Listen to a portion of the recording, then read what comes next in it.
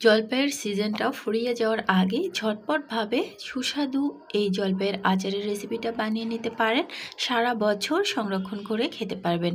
আসসালামু আলাইকুম। জলপাইয়ের আচারের রেসিপি বানাবো, এই জন্য প্রথমেই এখানে আমি 1 কেজি পরিমাণ জলপাই নিয়েছি। আর জলপাইগুলোকে খুব ভালো করে পরিষ্কার করে নিচ্ছি। পরিষ্কার করে নেওয়া হয়ে গেলে এখন একটা প্যানে সমস্ত জলপাইগুলোকে উঠিয়ে নিচ্ছি, দিয়ে দিচ্ছি পর্যাপ্ত পরিমাণ পানি। এখন আমি খুব ভালো করে সিদ্ধ করে নিব এটাকে। লবণ হলুদ কিছুই কিন্তু আমি দিয়ে দেইনি, শুধুমাত্র জলপাই চুলায় উঠিয়ে এটাকে আমি খুব ভালো করে সিদ্ধ করে নিচ্ছি। তো সিদ্ধটা প্রায় হয়ে গেছে, এখন আমি এটাকে উঠিয়ে নিব। সিদ্ধ পুরোপুরিভাবেই হয়ে গেছে। আমি প্রথমেই জলপাইগুলোর পানি ঝরিয়ে নিচ্ছি, এগুলোকে আর পরিষ্কার করে নিতে হবে না। তো এদিকে জলপাইটা ঠান্ডা হতে থাক, এদিকে আমি আচারের জন্য একটা স্পেশাল মশলা বানিয়ে নিব। নিয়েছি আমি ধনিয়া এবং মিষ্টি জিরা, আর 5 ফোড়ন নিয়েছি কিছুটা, আর শুকনা মরিচ দিয়েছি পরিমাণ মতো। ঝালটা নিজের পছন্দ মতো দেবেন। এখন সব কিছু খুব ভালো করে নেড়েচেড়ে ভেজে নিচ্ছি। ভেজে নেওয়া হয়ে গেছে। এদিকে আমি জলপাইগুলোকে হাত দিয়ে একটু মথে নিব। তো এখনও গরম রয়েছে, এজন্য আমি একটা করেই মথে নিচ্ছি। আপনারা চাইলে একেবারে ম্যাশ করে নিতে পারেন, আবার চাইলে আধা ভাঙা করেও ম্যাশ করে নিতে পারেন। এদিকে আমি চুলায় প্যান বসিয়ে দিয়েছি, দিয়ে দিচ্ছি 1 কাপ পরিমাণে সরিষার তেল। যে সরিষার তেলেই কিন্তু আচারটা বানিয়ে নেবেন, সয়াবিন তেলে কিন্তু আচার হয় না বা ভালোও লাগবে না। দিয়ে দিচ্ছি আবারও একটু 5 ফোড়ন, আবার দিয়ে দিলাম শুকনা মরিচ কিছুটা, এগুলা কিন্তু ফোড়নের জন্য। আর রসুন দিয়েছি একটা বড় সাইজের রসুন কুচি করে। যখন ফোড়ন থেকে সুন্দর একটা ফ্লেভার আসবে নেড়েচেড়ে দেওয়ার পর, তারপরে আমি এটাকে অ্যাড করে দিব।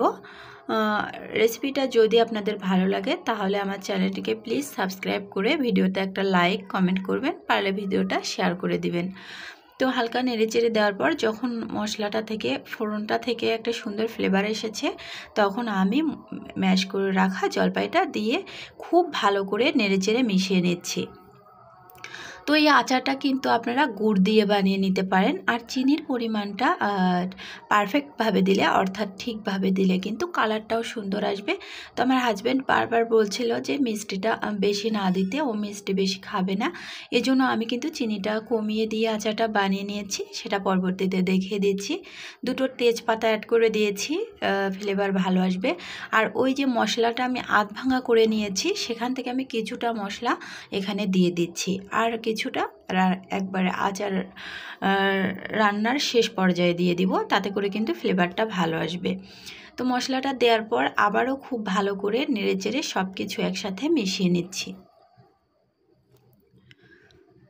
তো আচারে কিন্তু ঝাল মিষ্টি লবণ সব পারফেক্টভাবে হলেই খেতে ভালো লাগে। তো ও কেন যেন বারবার বলছিল যে চিনির পরিমাণ কমিয়ে দিবা, চিনিটা খেতেই চায় না মিষ্টিটা।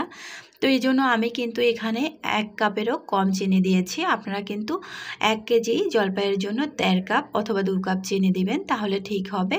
আর গুড় দিলে তো আচারটা আরও ভালো হয়, দেখতেও কালারটাও সুন্দর আসে। চিনিতেও কালারটা আসে যদি পর্যাপ্ত চিনিটা দেয়া যায়। তো এখন আমি দিয়ে দিচ্ছি লবণ। চিনি দেওয়ার পর কিন্তু আচার থেকে একটু পানি ছাড়বে, কিছুক্ষণ জাল করার পর পানিটা আবার শুকিয়ে যাবে। তো পরিমাণ মতো লবণ দেওয়ার পর আবারও খুব ভালো করে নেড়েচেড়ে সব কিছু মিশিয়ে নিচ্ছি।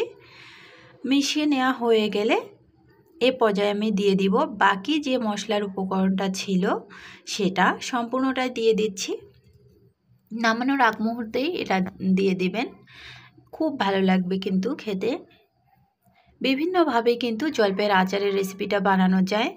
তো আস্ত জলপাই সুন্দর করে ডিজাইন করে কেটে আস্ত রসুনের কোয়া দিয়েও কিন্তু আচার বানানো যায়। তো আজকে আমি এভাবে আচারটা বানিয়ে নিলাম।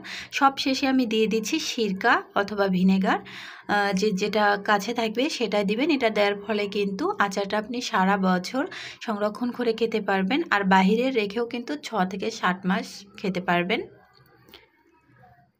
তো এখানে যদি আপনাদের হাতের কাছে বিট লবণটা থাকে তাহলে শেষে বিট লবণটা দিবেন, তাতে করে কিন্তু আরও ভালো লাগবে খেতে। 1 চা চামচের মতো দিলেই হবে।